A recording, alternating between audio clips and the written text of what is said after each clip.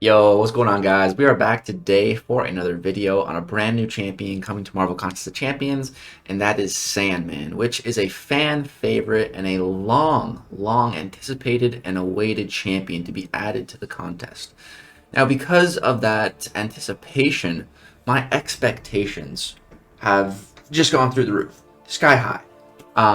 And also, what's also led to those super inflated expectations is Scorpion and Spot, who I think Spot is the best science Battlegrounds champion, and I think Scorpion is the overall best science champion in the game, which both of these champions are science Spider-Man villains with an S at the start of their name. And now Sandman is joining their ranks on all three of those: Spider-Man villain, science, and an S at the start of his name. And I would say Sandman is definitely the most known villain out of those three. If I feel like if you just had to ask 100 random people to like name a Spider-Man villain, more people would say Sandman than Scorpion or Spot. Because there's been no Scorpion in the live-action movies and no Spot either. But Sandman has been in Spider-Man 3 and No Way Home. So, and Sandman's definitely a lot more known and popular. So, again, expectations are super high for Sandman. And when I first saw his abilities, I was extremely disappointed. Extremely disappointed. I'm like, this is not what I wanted for Sandman. And when I first started playing him, I was also just like not feeling it. But the more I played him, the more the more I understood, the more I did start to like him. I still don't love him, and I really don't think he's going to be like top 5 in the science class or even really top 10. But I do think he will have some uses, and I do think he is kind of a niche, cool champ. So we're going to be talking about him today. Now, as far as his awakened ability goes, I would say you absolutely want him awakened, and you absolutely want him to be as high of a sig as possible, because when you enter unstable, you get a Fury passive, and just the higher the sig level, the higher the Fury potency. And it's very easy to get into unstable. All you have to do is 20 hits, mediums and lights, and you enter unstable, you become passively unstoppable, and you get that big Fury passive, which is really nice. Now, one thing I was really disappointed about was his immunities. He's immune to bleed, poison, and shock. That's not really what I was looking for. I was looking for more unique immunities, like root immunity. I really wanted to see root immunity, and also rupture immunity would have been really cool to see, because right now the only champion in the game that has access to rupture immunity is Scorpion. And you think like, how can you rupture sand? So yeah, would have liked to see that. Also, would have liked to see like a weakness to incinerate, because I just googled it here. What happens when you heat sand? When those molecules are heated to a high enough temperature, the sand melts and loses its crystalline structure. And as it cools, it gains an entirely different structure. So like, I feel like that would be a really easy. I wish Sandman was a much better defender, and like a way to counter him was to use Incinerate, heat him up, once you heat him up, then that weakens his unstable phase or whatever, and it makes him much easier to fight. Because I don't think he's going to be that good of a defender, which is, I was hoping he would be a good defender because he's made out of sand. I was hoping he would have some sort of miss or evade mechanic, like, because if you punch Sandman, you're just going to punch through him in sand. So like, I was really hoping for some type of ability like that. So just a little disappointed that he's not having a lot of those cool things. And just his playstyle really was not what I was expecting. But it is interesting. It is interesting with his special attacks. His special attack 1 applies Petrify. His special attack 2 applies Decelerate, which helps you counter Evade and Unstoppable. And then his special 3 gives vulnerability debuffs, so you can get some crazy damage going. So we're going to be just playing around with a 5-star rank 3, and we're going to be practicing my big, beefy 6-star rank 4 Mystic Gods that I use in Battlegrounds all the time to kind of try to simulate how Sandman would perform in Battlegrounds against these big Mystic defenders. So that's what we're going to be focusing on in today's video. Let's go ahead and get to the gameplay. Alright guys, so up first we're going to be taking on Dr. Doom, and then next we're going to be fighting Absorbing Man. So this was still, early on. I still haven't played Sandman a ton. Do not expect perfect gameplay in this video. You should never expect perfect gameplay from me when I'm playing a brand new champion, unless like I'm obsessed with the champion and have been really practicing a lot. But I've played maybe for like an hour and a half, like an hour and a half of like total gameplay with Sandman, probably even less. So don't expect perfection here. And I wasn't really sure what the best rotation would be either. So, you know, because we're fighting Dr. Doom, I wanted to try a non-special 3 rotation to begin with. So I'm going to be throwing a special 1 here to apply some Petrifies, because Petrifies counter Dr. Doom. Now, when he throws a special 1, he won't be able to activate his aura, which means, you know, I'm free to then knock him down and we don't gotta worry. So here I'm at 11 of those resistance, and here I just go for a heavy, and he hit me, but I was indestructible when I was charging that first hit. I don't think we took any damage.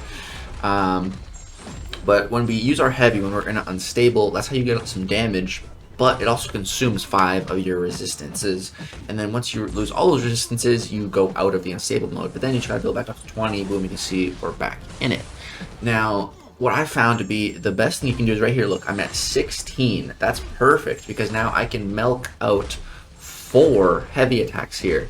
Because you see, we had 1 of those resistance up left, and it tries to consume 5, but we only had 1. But it still tries to consume 5, and then we just, you know, leave. So that's what I find to be a little tip with Sandman. What I find to work really well is to start really spamming those heavies when you have like 1 above an increment of 5. So like 11 or 6 or, you know, 16. Then you can kind of get in a whole extra heavy attack, and then boom, you see we're just going for that again here. We push him red here, but these heavies aren't enough to kill him, and Doom goes down there. So that fight was about, I think, 1:40 seconds. Let me add my webcam here. Yeah, 1:40. So, you know, not that fast. That's like, you'd be really running down the clock if that was a Battlegrounds match. Now let's try the exact same fight, but we're gonna play it differently. We're going to go for a special 3 rotation instead of the special 1s and special 2s. So with the special 3 here, we're going to apply a bunch of those vulnerabilities, and then that should make our heavy attack damage do even more. What you can also do with Sandman is try to weave in as many heavies as you can, because for every heavy that you use, up to a total of 10, you can increase the damage. You get extra attack on those heavies. So you'll see in a second here when I guess he just threw a special once, and I has the aura, I'm not going to be able to heavy attack him.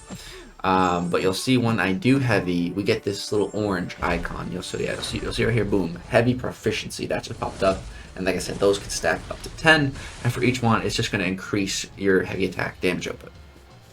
So now that we are not in unstable, we're going to go ahead and throw the special 3. This is going to put us into the unstable mode, and apply 30 of those vulnerability passives. If we're already unstable when we throw the special 3, instead it'll apply 50 of those vulnerability passives, so an extra 20.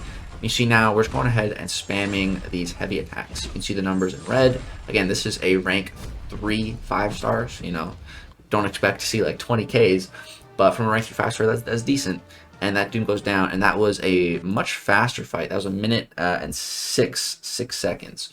So about 34 seconds faster. So that was definitely a superior rotation there. Alright, let's go ahead and move on to Absorbing Man next. Another very annoying to fight Mystic Defender. So, alright guys, so jumping into this Absorbing Man fight, we're going to be going for, again, starting with taking some hits to the face. But we're going to be going for a non-special 3 rotation first, applying some Petrifies, and some special 2s, the decelerates, seeing how that goes, and then we're going to do the same fight again, but with a special 3 rotation instead, just to kind of compare and contrast. And I've sort of come to the conclusion now, after doing these fights, that I think, yeah, the special 3 is the way to go, which kind of makes Sandman remind me of Titania, in a way, just that, you know, it really just makes sense to go for that special 3. It's just worth it. Whereas a lot of other science champs don't really have that need. Like, you know, Scorpion, Spot, those guys, like, special 3, nah. Speaking of Spot, also, if you're wondering what this is behind me, look, check this out, man. It's a little Spot, a little keychain, little bobblehead. It's fantastic. And this one is Luffy from One Piece. But yeah, so this fight is going going all right. We got him in our route now, spamming some of these heavies, and you can see we've used 9 heavy attacks at this point. So that heavy proficiency is up to 9, so we're just doing more and more damage the more heavies we do, which is nice. Like I said, it does cap out at 10. You can also see I'm hitting light intercepts. Ever since Absorbing Man came out, I've begun my training in light intercepts, and I'm finally reached the point where I'd say, like, I have a basic mastery of light intercepts now. And that feels incredible. It's something that I didn't think was going to happen. Didn't think I'd ever learn, but I did. And it's actually easier than I thought. Shout out to MSD because he confirmed something for me. It's just that light intercepts are actually the same timing as medium intercepts. You just have to input the light instead of the medium. And I realized that, or like I thought it was. And I'm like, yo, MSD, is that true? He's like, yeah. I'm like, oh, like that changes everything. Like, okay. Because like I know how to medium intercepts perfectly, so I just have to apply that, but just use light instead. It took me a while. My brain wasn't used to it, but finally have a basic mastery, and it feels fantastic. So here we're just slowly building to that special 3, and we were using heavies to build there because again we just increased our heavy attack damage. Now we're going to go ahead and throw the special 3. So because we were already unstable, we're going to apply 50 of the vulnerability passives, but I don't know, I prefer to just kind of to use the special 3 to enter unstable instead of using it to get more charges. But we do get a lot more damage, at least with more charges. So you see right here we have 1 resistance up. We're gonna throw that heavy, get it in, which is nice, does some solid damage. And he's at 20% health now. We still have 40 of those vulnerability passives.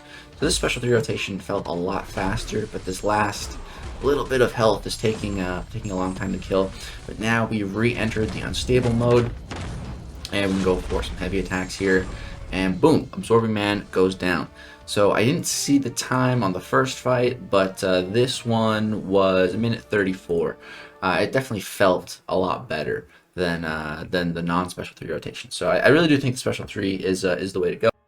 Alright, so now we're going to keep utilizing that special 3 rotation for the next 3 fights, which we have Rintra, Sasquatch, and ManThing. 3 of the biggest mystic boys in the game. Again, all at 6-star rank 4 on my account. So we're going to be doing these practice fights with the 5-star rank 3 to try to simulate what a Battlegrounds match would kind of look like. It's, there's no nodes or anything here, and not actual health pools, but just trying to simulate it the best I can here with what I'm given. It'd be really nice if there's actually Battlegrounds on the CCP beta, and we could just face other content creators to test these new champs in different metas and matchups. That'd be incredible. Kabam! Do that, please.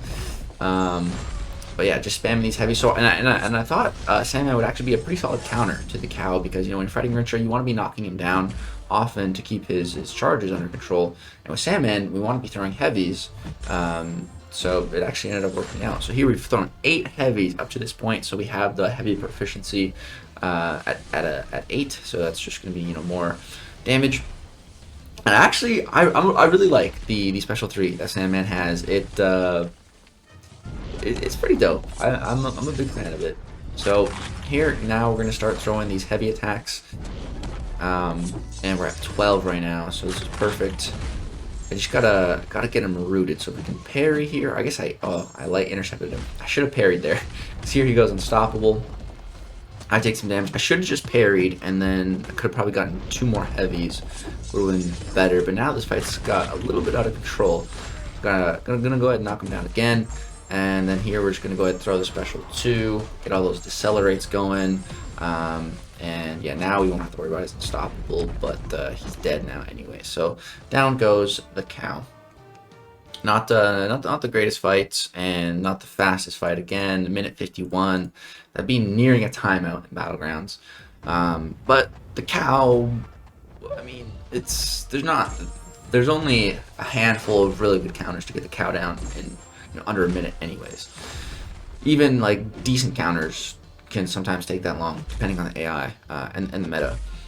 But yeah, so next up here we have a Sasquatch. So this is an interesting fight for Sandman, but you know, Sasquatch in general is just an interesting fight because of the way he works with his charges. He lowers the damage output by 5. All damage he receives by 5% for each one of his charges. So I think right now he's lowering damage by overall by 25%, now 30%, which is pretty crazy. So you gotta kind of utilize your window of opportunity for damage correctly, which is as soon as he goes into Wrath of Tanarak, he consumes all his charges, and then he has no sort of damage mitigation. So here, gonna go ahead and throw that special 2, get that decelerate going. I guess I didn't go for the special 3 rotation here, but I remember this fight going fairly well. So here we start with the heavies, bada bing, bada boom. Unfortunately, I used all of them right before he entered Wrath. So we could have gotten way more damage if I literally would have waited like 5 seconds. But whatever. Whatever, it's all good. Gonna go ahead and throw the special 2 here when he is in Wrath so that we get some nice full damage off of that. And now he is getting regen as well. But you can see the regen is nothing good just because we have so many debuffs stacked here. And now I'm going to go ahead, another little light intercept, get some petrifies just to completely turn off that regen, and now we can just go for some heavies, and that's Sasquatch dead. Again, not the most optimal fight. Again, I am not a perfect Sandman player by any stretch of the imagination yet.